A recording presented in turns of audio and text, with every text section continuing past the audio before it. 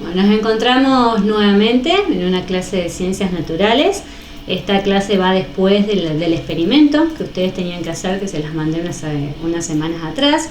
Hoy vamos a ver las conclusiones y vamos a anotar las definiciones que nos estarían faltando para completar la categoría de los seres vivos. Seres vivos que vamos a ver hasta este año, ¿sí? Después esto va a seguir ampliándose mientras ustedes sigan trabajando en todo lo que va a ser la primaria y la secundaria. En primer momento, nosotros ¿qué hicimos? Vimos que era un ecosistema. El ecosistema vimos que estaba formado por diferentes seres vivos, que acá vemos plantas, vemos los animales, y que en este ecosistema además también el ambiente ofrecía aire, agua, tierra, es decir, todos aquellos factores que lo ayudan a los seres vivos a crecer y desarrollarse. Entonces, ¿qué fuimos viendo? Que era una comunidad, que eran varios seres vivos viviendo en el mismo lugar, una población, seres vivos de la misma especie, y el individuo solamente, sí, que era un ser vivo. Todo esto conforma nuestro planeta Tierra.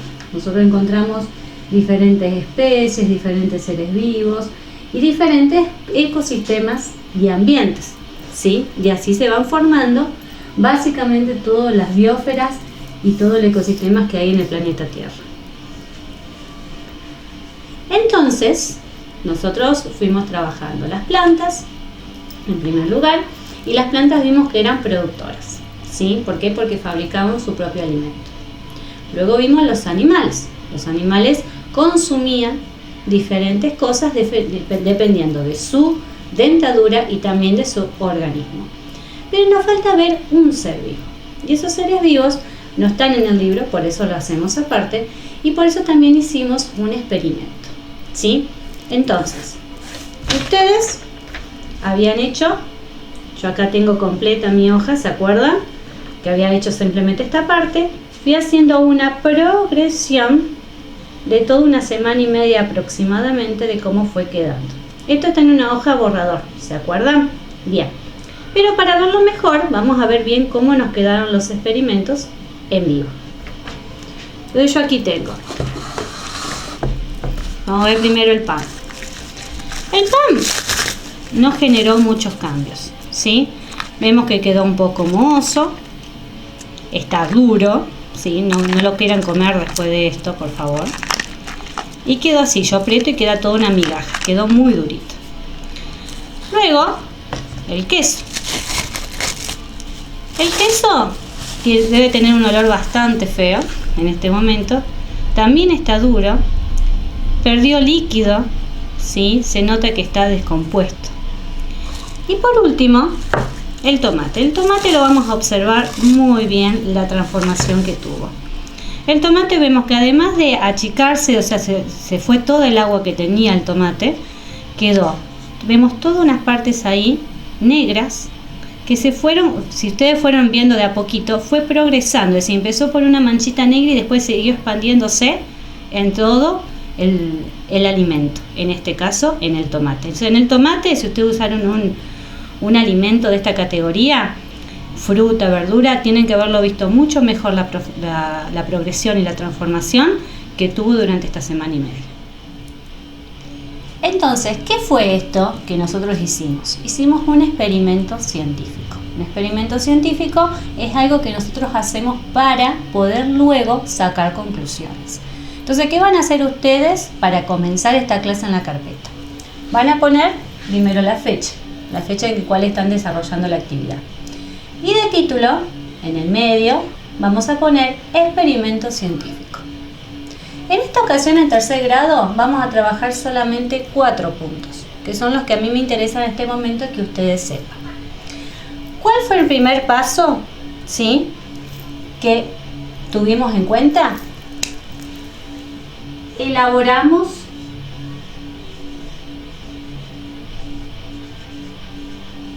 hipótesis. ¿Qué es una hipótesis? Es algo que pensamos que va a suceder al final del experimento. Entonces, ¿con qué pregunta vamos a definirla? ¿Qué pasará? ¿Ustedes lo pensaron mientras estaban haciendo el experimento?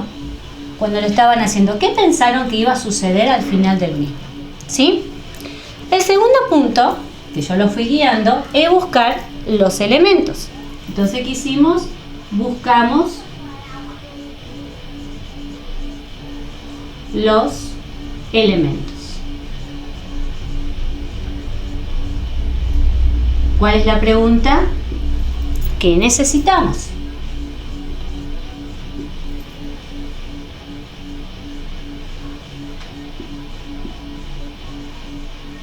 ¿Sí? Entonces vamos dos preguntas. ¿Qué pasará al final del experimento? ¿Y qué necesitamos para realizar el experimento? Y en la tercera, realizamos el experimento.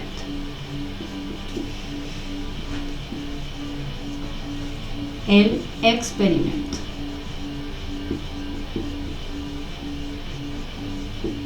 ¿Cuál es la pregunta que nos va a servir?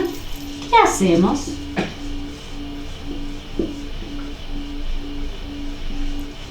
Hasta aquí nosotros realizamos todos los pasos. Hoy vamos a hacer el cuarto, que lo vamos a hacer todos juntos, que es redactamos las conclusiones.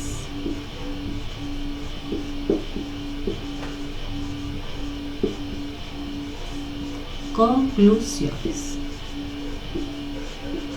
¿Cuál es la pregunta que me va a servir para realizar este punto? ¿Qué sucedió? Entonces aquí en el último punto nosotros vamos a comparar el qué pasará del primer punto a qué sucedió al final. Y en el medio necesitamos hacer el experimento y buscar todos los materiales. Todo esto lo copian en la carpeta uno por uno. No pongan uno, copian la primera, 2, copian la segunda, 3 y 4. Prolijo, tranquilo, ¿sí? Y lo van pasando a la carpeta para luego debajo copiar las conclusiones. Bien, ¿qué conclusiones vamos a arribar? ¿Por qué hicimos este experimento? ¿Sí? Este experimento lo vimos para ver a los últimos seres vivos que necesitamos saber para seguir avanzando con los temas. Estos seres vivos, ¿cómo los pudimos ver? A través del experimento.